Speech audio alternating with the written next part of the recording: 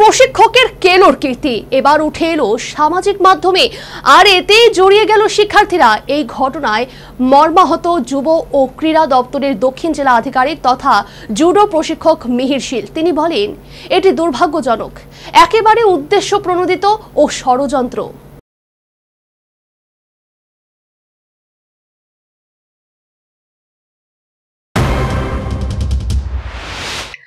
আবারও দক্ষিণ ত্রিপুরা জেলার খেলার মাঠকে কলুষিত ও কলঙ্কিত করার নীল নকশা তৈরি করছে এক শ্রেণীর স্বার্থান্বেষী লোক।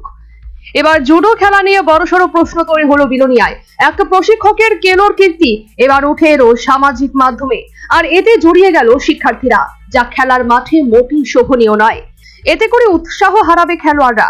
ন্যাক্কারজনক এই ঘটনা সামাজিক মাধ্যমে প্রচারিত হওয়ার পর মুখ খুলেন যুব ও ক্রীড়া দপ্তরের দক্ষিণ জেলা আধিকারিক মিহির শীল। উদয়পুর এবং বিলোনিয়া দুই মহকুমার খেলোয়াড়দের কাজিয়ায় কালি ছড়ালো যুব ও ক্রীড়া আধিকারিক মিহির শীলের বিরুদ্ধে। একেবারে খেলার মাঠে শ্লীলতা হানির মতো অভিযোগ। বিলোনিয়ায় ছাত্রছাত্রীদের বক্তব্য, স্যার বিলোনিয়ার ছাত্রছাত্রীদের অবজ্ঞা করত, তাদের খেলতে দিত না, এমনকি খেলাধুলা করতে গেলেও তাদেরকে অনুমতি কিংবা অংশগ্রহণের স্বাক্ষর দেবে না বলে হুমকি দিত। তাই বাধ্য হয়ে স্যারের নামে অভিযোগ আনা হয়েছে। অভিযোগটা আনছি, স্যারে বারবার ফোন করে আমরা কইতো যে আমরা যে খেলবো, আমরা খেলার ইয়েনে সই দিত না, আমরা খেলতে দিত না। বারবার ফোন করে এটা উপর থেকে ফোন অর্ডার আইতো, স্যারে তারা কইয়া রাখতো, স্যার তারা কইতো আমরা পেশা দিত যে আমরা খেলতে দিত না, যে আমরা ছেলেরা ইয়েনে ফাড়াইতে লাগবো, ছেলেরা ফাড়াইতে লাগবো, আমরা আইতে লাগবো। তো আমরা বারবার কইছি যে না, আমরা এনে প্র্যাকটিস করতাম না, আমরা ম্যাট আছে, আমরা হল আছে, আমরা ইয়েনে করবো। বারবার পেশা দিত যে আমরা সই দিত না, আমরা খেলতে পারতাম না, আমরা টোটালি বাদ দিয়ে দিব। তখন আমরা কইছি যে আমরা বাধ্য হইয়া এই লেগেশনটা আনতে হচ্ছে স্যারের নামে, যে আমরা ইয়ানে স্যারের অনেক বাধ্যগত ভাবে আমরা এই লেগেশনটা দিচ্ছি। যদিও উদয়পুরের ছাত্রীদের বক্তব্য, এই অভিযোগ মিথ্যা এবং উদ্দেশ্য প্রণোদিত। গ্রীষ্মকালীন কোচিং ক্যাম্পে শেষ হওয়ার দীর্ঘ 5 মাস পর উদ্দেশ্য প্রণোদিতভাবে স্যারের বিরুদ্ধে অভিযোগ এনেছে বিলোনিয়ার ছাত্রছাত্রীরা। একটা মেয়ে, যেহেতু মেয়ে সন্তান, তো তারা আমরা বুঝি তার লোক জিনিসটা হয়েছে না। তখন আমি কইতাছি যে মেয়ে কে লিগে 6 মাস আগে অ্যাকশন নিছেন, ঠিক তো?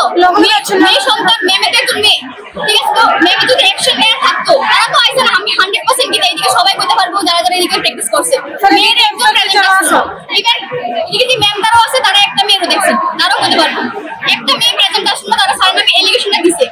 যেহেতু দিছে, তাহলে 6 মাস পরে কে লেগা দিছে, 6 মাস আগে কে লেগা দিছে না, তারা 6 মাস আগে তো